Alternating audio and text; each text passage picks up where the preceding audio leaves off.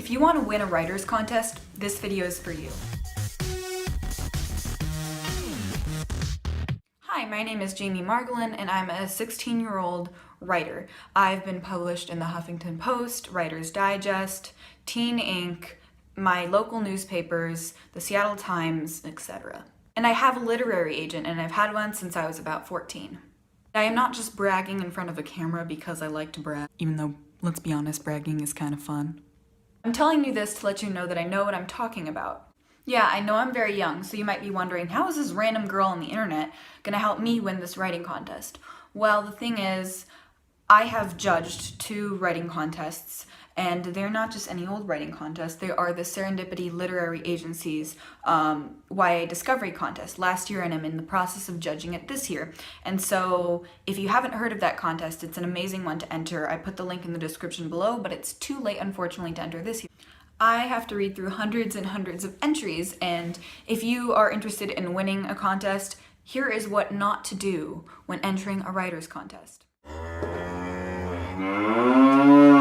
Don't write in a different genre or different from the prompt that the contest is asking you. Now, this seems pretty obvious, right? For example, for the young adult writing contest that I judge, you would think that people would think it's obvious to just, submit young adult literature because that's what the contest is all about. But there are at least 5 entries, if not more, of people submitting random self-help novels. I'm not even joking. There was this one guy who wrote how to succeed in life, and then his entry, which was supposed to be the first 250 words of a young adult novel, was literally just the first 250 words of his self-help book, which I'm sorry, but was extremely crappy and did not make any sense. You're not gonna win a contest by entering something that we're not asking for.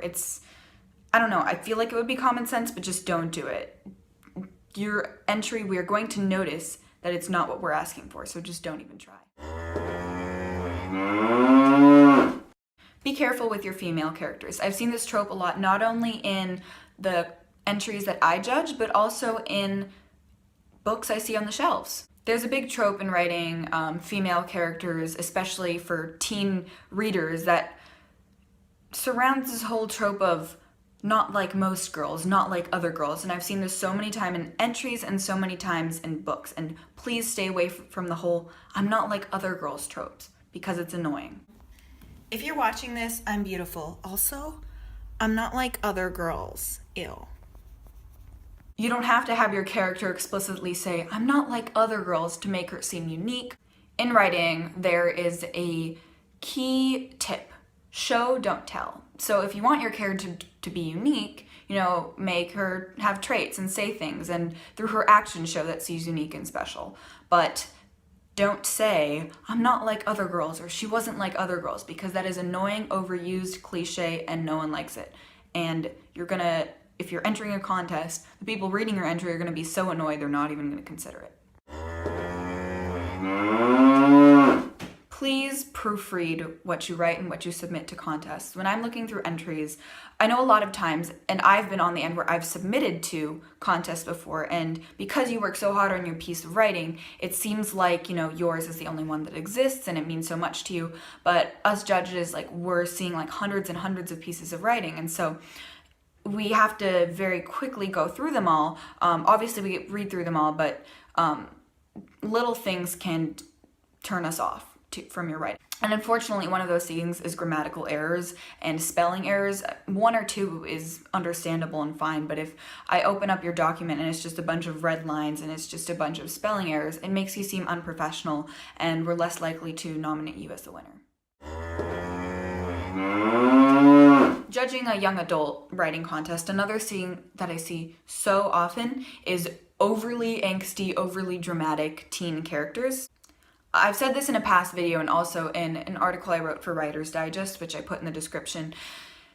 As an angsty teen myself, it's fine for characters to be troubled and going through hard times. I mean, people have these experiences and it's totally okay to write about them. But what I see a lot in the entries that I judge is just overly dark and dramatic characters that are just so annoying that you just read a few sentences and you're like, oh my god, I can't get through a whole book of this. So just be careful.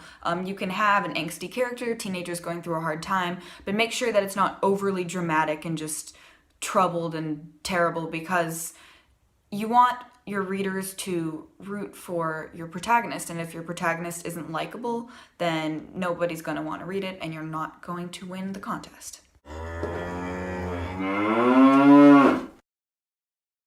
Now this isn't about the entry itself, but it's about the little description box, at least in the contest that I judge, where people have to fill a little description box about their story and what they're about to